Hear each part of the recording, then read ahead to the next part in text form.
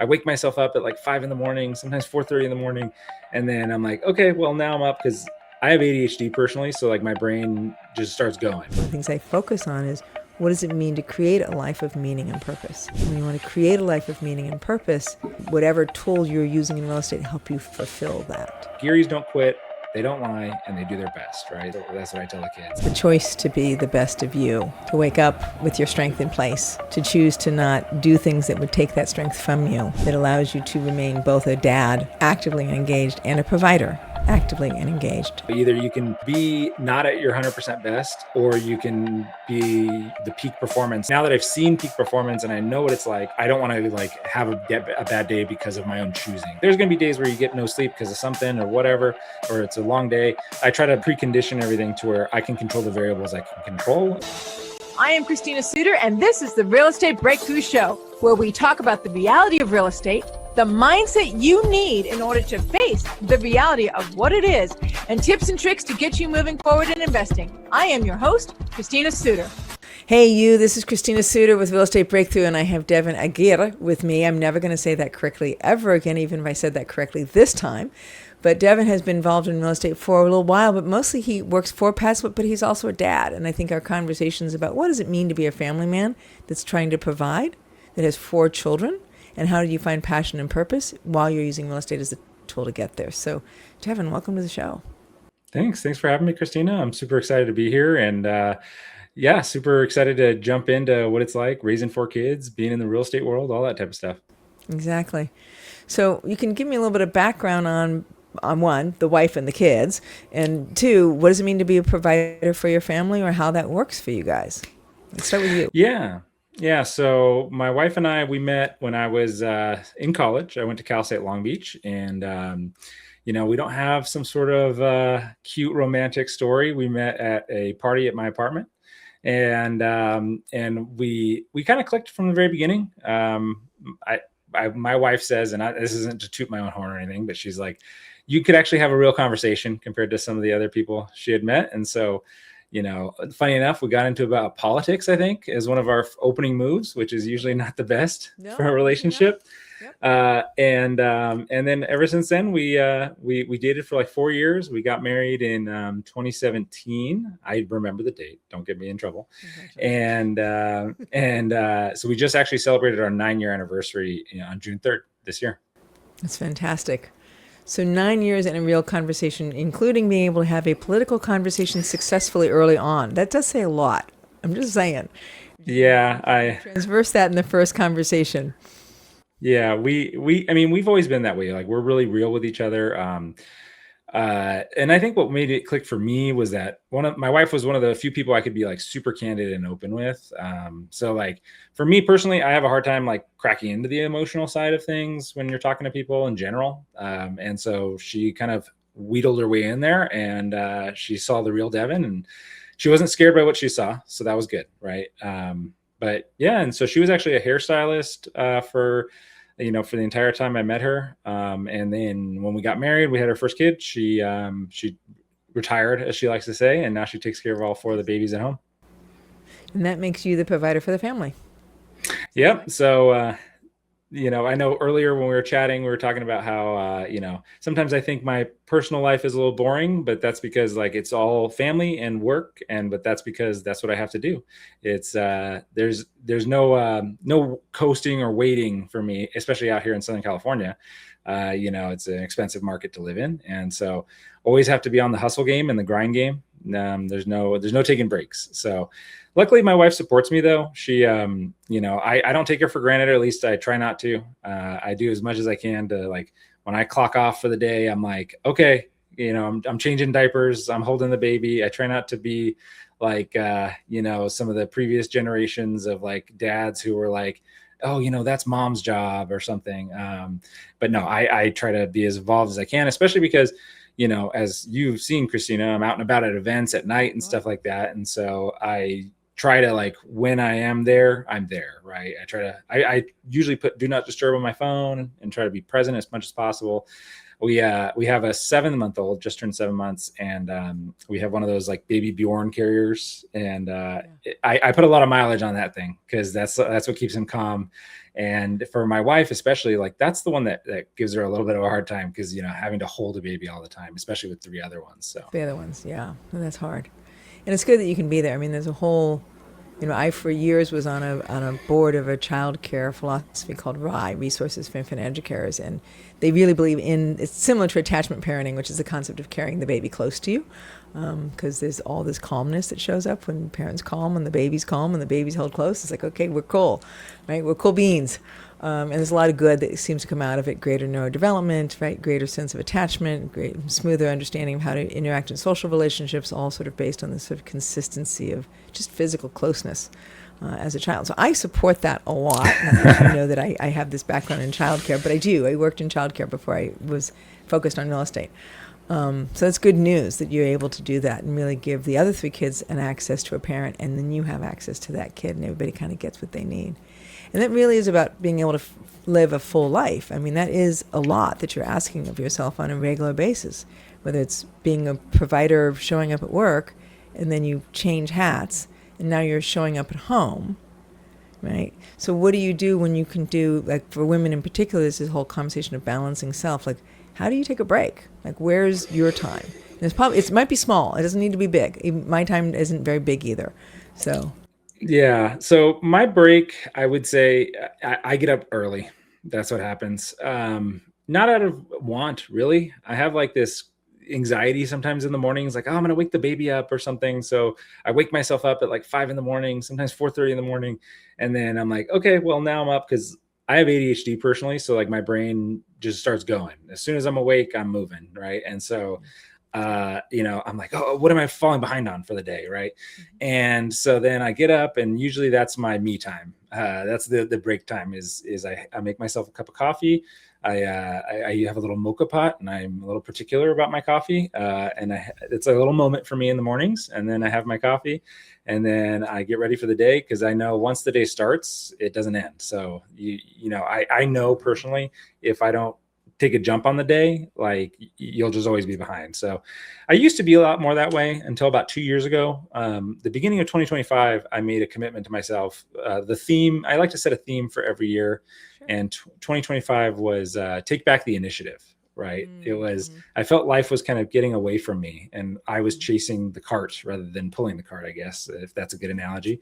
And so I tried to take control of my life. I did steps like waking up early, a little bit earlier on purpose back then, and really just not letting life control me and trying to control life. There's still a little bit of that. I feel a lot better mentally about that, and I think I'm in a better place with that. But the theme for this year, because I felt very accomplished at the end of last year, and the theme for this year was taking care of what matters, essentially, like spending more time with the kids. I want to take more vacations. We've already taken a couple trips. We took a trip to Disneyland earlier this year. We're going to Palm Springs in about 2 weeks, and just really like disconnecting when I'm off. When I'm not working, just being fully there, because it is a challenge. Like that's one downside of today's day and age is like there's always email, there's always text, there's always something that you could look at.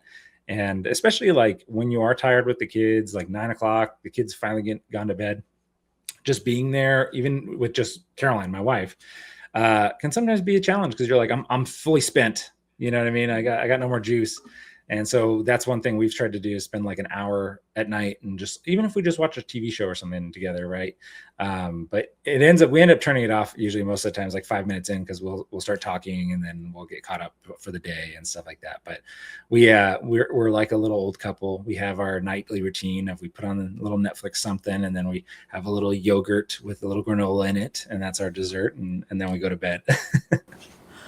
Well, it's great. It's bookending the day. I mean, because that answers my question, which is, how do you balance yourself? And it sounds like you're sort of bookending the day. Talk about the miracle morning, but just having space in the morning to let your mind coast into the day intentionally with some, like you said, some intentional thought, versus, the cart pulling you being able to pull the cart. And when you give yourself that moment in the morning, that might be 20 minutes, might be 30 minutes, might be 40 minutes, but it does give you something to be able to say, okay, I'm awake and I'm here and I'm ready to take it on. Especially since you have taken on and embraced the concept of I'm going to work hard and I'm going to serve my family hard. Right? And you're really stepping into both with 100% of the energy that you have available until, like you said, 9 o'clock at night or 10 o'clock at night. Like, okay, I have done it. I have pegged the board in both places of my life and I have succeeded. Yes. Okay, now I need a break. Well, and that's the thing is like once those kids are in bed, it's like you've crossed the finish line. Like I hate to say it, like I love my kids, I love being around them, but by the end of the day, 4 kids deep, you're like, okay, everybody's asleep. There's not constant noise, which the constant noise doesn't overstimulate me as much as my wife, but I get it. She's living with it all day. I just have a couple hours. And I get a little taste on the weekends, I feel it. And I'm like, okay, I'm ready for Monday, This has been a full weekend. Yeah. We talk a lot about, how kids basically borrow their parents' executive functioning. Like you're constantly organizing them. Like, no, I don't want you to jump off the top of the roof. No, I don't want you to jump off the kitchen counter. Yes, we will get you some food. Maybe you're melting down because you're hungry. Like this constant sort of like, and so you're using your executive functioning at work and you're using it at home. So but again, it's to me, there's also the gift of the ADHD because I'm an ADHD as well. And it does feel to me like a gift because when you learn to regulate it, you can use the focus all day long. Like you can choose the focus all day long. Yeah. And I will say like, starting about beginning of last year, I started eating a lot healthier and like taking vitamins and stuff. I stopped drinking like at the end of 2024. Not that I was like a heavy drinker, but I found that with multiple kids, like there's no room for a sleepy morning, so it was like, there's no like, oh, I feel a little tired, I'm going to sleep in an hour. There's none of that. So either you can be not at your 100% best, or you can be, the peak performance now that I've seen peak performance and I know what it's like, I don't want to like have a bad day because of my own choosing. Like there's going to be days where you get no sleep because of something or whatever, or it's a long day. But if you can, I try to like precondition everything to where I can control the variables I can control. And that has helped a lot too. And I mean, my wife and I, I act like, oh yeah, we do great. There's plenty of what she calls mentee B days, mental breakdown days. Right. And I try to be supportive as much as possible. And what I have to, at the end of the day, which is hard to say, but it's like, we're in the trenches. And I have to tell her that like, we're in the suck. And I have a sticker on I have like this big water bottle that I use. And I have a big sticker on it that says, embrace the suck. Cause I'm like, we are here, we're living in it. And at the end, we're all going to look back and be like, wow, I can't believe we did that. But right now it seems hard and it'll go by fast. And I mean, I have an 8-year-old and I can't believe it. I'm like, just yesterday, that baby was brand new. Wow. It's amazing. It's amazing. 8-year-old to 7-month. Yep. We have a boy that's 8, a girl that's about to turn 6 in August, and a girl who's going to turn 4 this month, and then a boy 7 months. 7 months. That is a full home, and a lot of love, a lot of chaos, a lot of executive functioning. No, I think, I mean, I would have given I only have one, but I started late. I built my career first, and then I had my baby second, and so I started late, so we only got one, but I would have given her 2 or 3 more if I could. We would have been a much busier household than we are. Good news is she gets lots of attention. Bad news, she gets lots of attention. I don't know if it's bad. But yeah, I mean, but that abundance of love. Like there's always chaos, but there's always love. There's always stuff moving, but there's, Oh yeah. And like, it's wild because, you have your first baby and you're like, I've never loved someone like this before, and you're like, whoa, like even my wife, like, I'll be honest, like it's different when you have your own creation, your own spawn, Yeah.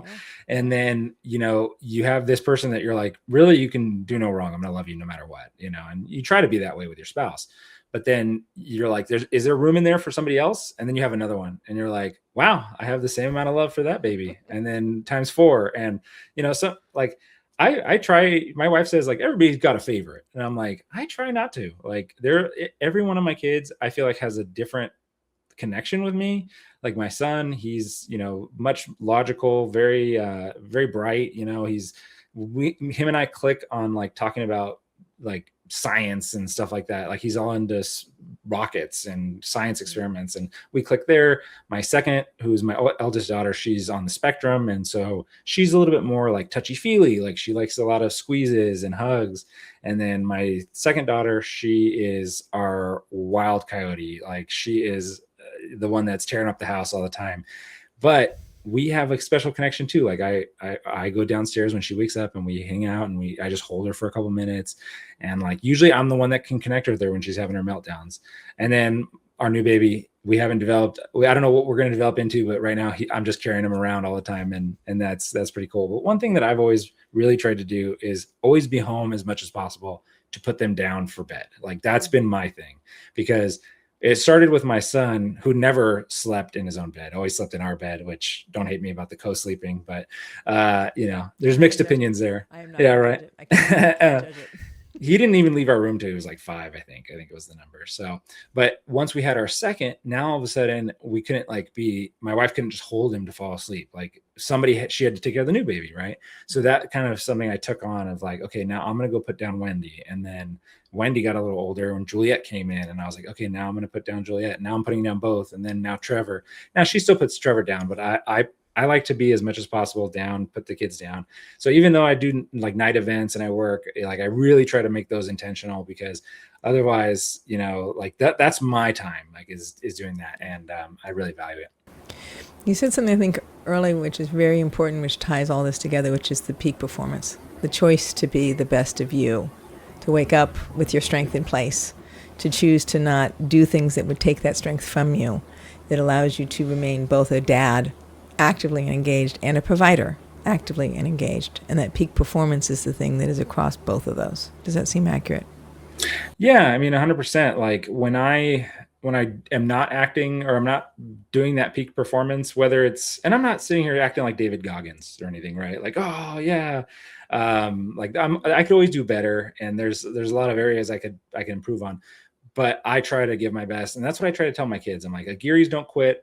They don't lie, and they do their best, right? That's what I tell the kids. And so what I try to do is be that best I can be all the time, because especially for my kids, like work, I'll sacrifice work more than I will the kids a little bit.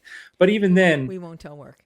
Right. But even then, like, it's one of those things where if I feel like I'm not giving them the best, I feel like I'm taking something from them. And there's a scene in Band of Brothers where the guy, there's an officer, and he's gambling with the man, and he wins, and he goes, the other officer comes over and he's like, don't ever put yourself in a position where you can take from these men. Right. And so that's always a leadership principle I've taken, even for my own family. Like anybody that's answering to me or my children, I try not to be in a position where I'm like stealing from them or taking from them. And so that's where even that energy and that focus, I try to give them all of that as much as possible. That is so well said, and that's great. It's a lovely explanation using the scene in the movie. It makes perfect sense. You don't want to be a leader who puts yourself in the position of taking from them. And it's a subtlety that I think not everybody's aware of. And it does. It happens physically. It can happen emotionally, where you demand that you take from them emotionally as a form of, well, we can go down that track. Or energetically. Do I have the energy and the focus to be able to do well for them, for myself? And that's amazing. And I know you work for PadSplit, and I know PadSplit also is trying to be of service. And one of the ways I think PadSplit is trying to be of service is serving people in this sort of tight, like we don't have enough housing. And I think one of the things that PadSplit tries to create is try to create a platform where people have access to housing. So why don't you tell me a little bit about PadSplit and, maybe how you got there, and then maybe a little bit about PadSplit itself. Yeah, so I've been in the real estate industry my entire career. Actually, I went to school I got my degree in history, and I studied Arabic and modern Middle Eastern history, and was like, okay, I'm going to go in the Army. That was like my plan. And then that plan was developed before I met my wife. So she met me and we started dating, and she was like, I don't know if I want to be an Army wife. And then right as I graduated school, it was during the one of the big drawdowns. And so I didn't want to sign up in college and do ROTC or anything, because I didn't want to be hard committed. I wanted the flexibility, and I didn't need my school paid for. I was paying for my own school. We were all good there. So I was like, okay, once I graduate, I'll go sign up and we'll do this thing. So 6 months before I graduated, I went to the Army recruiter and they were like, hey, yeah, we're not hiring officers. And I was like, I didn't go to school for 5 years to then not become an officer, right? Yeah. So so I graduated school and was like, what am I going to do? And I ended up like hanging out in the pool for 2 weeks and was like, I was working at a fishing landing, selling tickets to sport fishing boats. Right. Mm-hmm. I was like, I'm not really doing much. And then I was like, okay, I gotta figure something out. And then I got a job at a title company as a customer service person, worked up through there, like worked on the title operation side for a couple of years, and then went into sales. So, selling to real estate agents, anybody who's doing real estate transactions. And then, but I was always working at startups. So even the title company I was working at was a startup.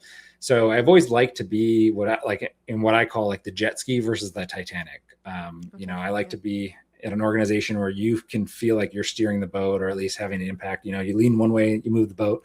And then we got acquired by like one of the big top 5 title insurance companies. I ended up leaving there. I worked for a company called HomeLight for a little while, which was like an agent referral platform. And then started with PadSplit. And so one of the things that kind of stood out to me about PadSplit is I've always tried to be a connector in everything I do. I like to connect people. Like I don't like to put myself in between things. So I don't like ask for referral fees or anything. I'm like, hey, you need this? Like, here's a guy I know that does that. And I love to do that because I just like helping people, to be honest. And I once I embraced that I like to do that and to not really come at everything with like a money focus, it really changed my life, I think. But another topic. But yeah, so then PadSplit. Topic. And I wish we had time for it, but that's an important topic right there, because it is a mindset shift that truly makes a difference in being able to find joy in one's life, right? And then peak performance now makes more sense when what you're finding is not peak performance for the money, but peak performance for yourself and satisfaction. That's an important shift. Oh yeah, like the abundance mindset, like I probably didn't really embrace that. So I'm 35 years old. I probably didn't embrace that till I was probably like 27, 28 years old. And then all of a sudden it clicked. And I was like, okay, because you'd look at other people, you're like, oh, they're doing better than me, or this or that. And then once you stop looking outside and looking at yourself, it changes the game. And I like one of my mentors that got me into the title insurance business. He was talking to me, and when I first went out, because the way they start you in title sales is they give you a box of business cards and say, good luck. And and yeah, there's not like serious training or anything. They don't go around introduce you to existing clients. It's go get new business, right? Yeah, so yeah, so he tells me, I say, how am I supposed to do this? And he goes, just go out and make friends. He's like, go spend 2 weeks out there, visit real estate offices, go to open houses, make friends with people. He's like, the money, the orders, the business will come. You just need to go and be a good person and build relationships. That was a hard thing for a 24-year-old, 25-year-old. However, I was a very mature, didn't really understand. Right now, I'm like, oh, okay, I get what he was trying to say. Like, if you just do that and you're honest and you're transparent and you're real with people, it goes a much longer way than trying to like seduce people into buying what you're selling. So perfectly said. So and that's part of why I think you're in the position you're in PadSplit, right? Is because you are the primary, I think, external face, at least for my area of town. Is that accurate? Like, I don't know what you do. Honestly, what do you do with PadSplit? What's your Yeah, so I'm the Southern California market manager. So what that means is I in market doing events, networking events. I host my own events. I present at other people's events. I do webinars, all that type of stuff to kind of educate people about what PadSplit is, what co-living is. But then I also help investors onboard their properties onto our platform, but not only in Southern California, but across the country. So I have hosts in Dallas and Charlotte and Atlanta. People that are either live there or live in Southern California and invest out of state. And so that's kind of what I am. I'm an ambassador for the brand, definitely out here, but also an educator. Like, this model, this investing strategy is not for everyone. And I'll tell people like, hey, this isn't a good fit for you. Like, you shouldn't do it.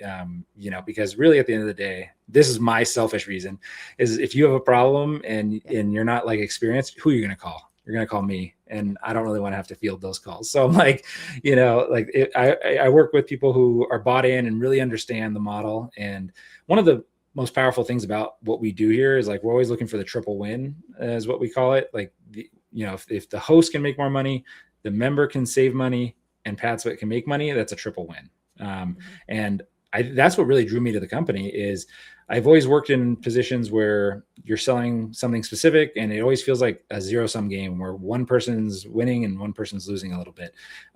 Versus at PadSplit, I feel like everybody can win, right? And that's what's awesome about it. That's perfect. You actually answered the question in my head, which is, given we understand so much more about your background, who you're choosing to be, and how you choose to live, right? Then there must have been something that called you to PadSplit, right, which you just described. And what is it that you feel like PadSplit, like what do you stand behind with PadSplit? What are you most proud of that they do? Because you now need to talk about it all the time. So there must be something in there that you relate to as being of value, something that contributes. Yeah. So one of the, and it's a tough part about this job, to be honest. And it always kind of like, our CEO is really good at like reminding us this, like, hey, you have to remember the members. The members, they're the ones who are bringing money to the equation, right? They're paying their rent, they're doing all this stuff. And it's hard to kind of remember them sometimes. Like I was in a position where I rented a room. I actually split a room with another guy, and not everybody did that. I get that. And I talk to real estate investors all day. That's what I do. I don't work on the membership side of our business, the tenant side.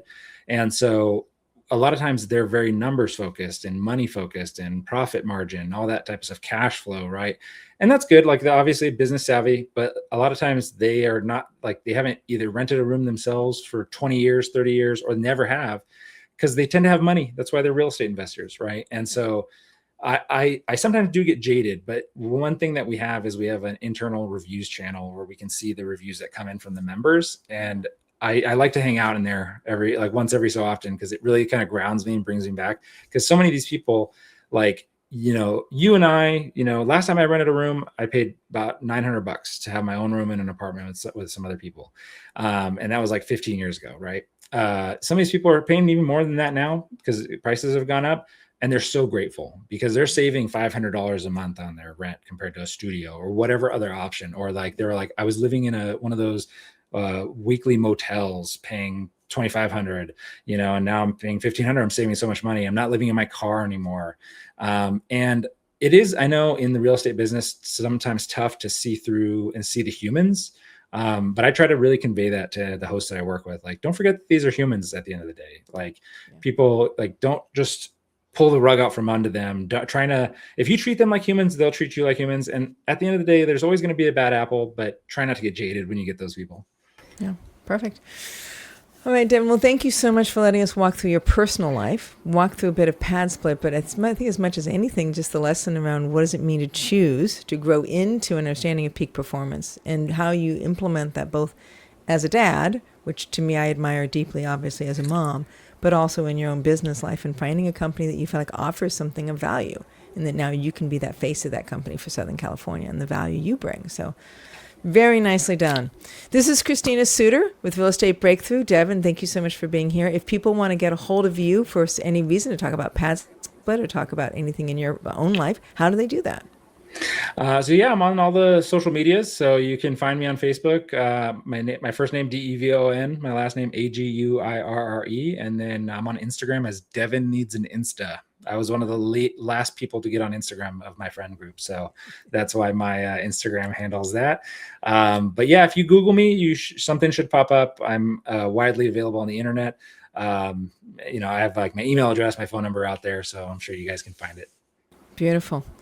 All right, Devon, thank you again for being on the show. Christina Suter with Real Estate Breakthrough. See you guys in 2 weeks for our next installment.